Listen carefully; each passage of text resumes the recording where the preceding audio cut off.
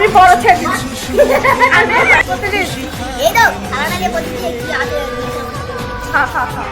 So hello everyone, আসসালামু আলাইকুম। তোমরা সব কেমন আছো? ব্লগ অনেকটা ইন্টারেস্টিং হতে চলেছে। আর দিনটা ছিল স্যাটারডে। এটা তোমরা শুনে মনে করবে তোমার সব দিনটাই কি স্যাটারডে যায় না? না না, আমার সব দিনটা স্যাটারডে যায় না। স্যাটারডে আমি অনেক ভিডিও করি, সময়ের ব্যবধানে আপলোড করা হয় না, তো অন্যান্য দিনে সারা হয়। জন্য তোমাদের কাছে মনে হয় আমি যেগুলো ভিডিও ছাড়ি খালি সব স্যাটারডে স্যাটারডে। বিষয়টা আসলে এরকমটা না, তোমরা যেরকমটা চলো তোমাদের সাথে অনেক গল্প করলাম। এবার দেখতে পাচ্ছ আমরা সবাই মিলে বিকালে ঘুরতে বের হয়েছিলাম জলার দিকে। মজার বিষয়টা কি জানো, এখানের মাটিটা অনেকটা লাল, এখানে হাঁটছি সত্যি ধুলো হয়ে গিয়েছিল পায়ে, তারপরেও কিছু করার নেই। দেখতে পাচ্ছ ভিউটা, তোমাদেরকেও দেখানোর ট্রাই করছি। যেতে শহরের বাইরে আসি না, এখানে 6:30টায় সন্ধ্যা, আর দেশে হলে 5টায় সন্ধ্যা।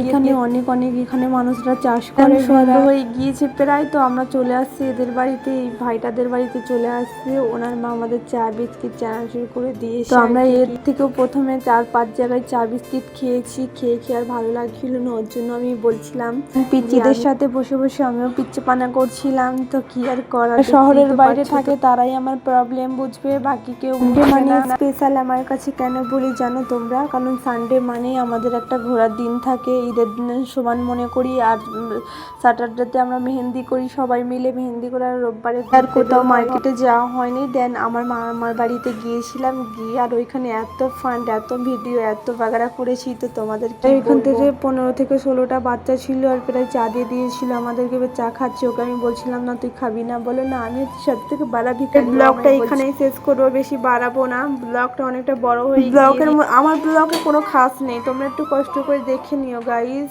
আজকে ব্লগে।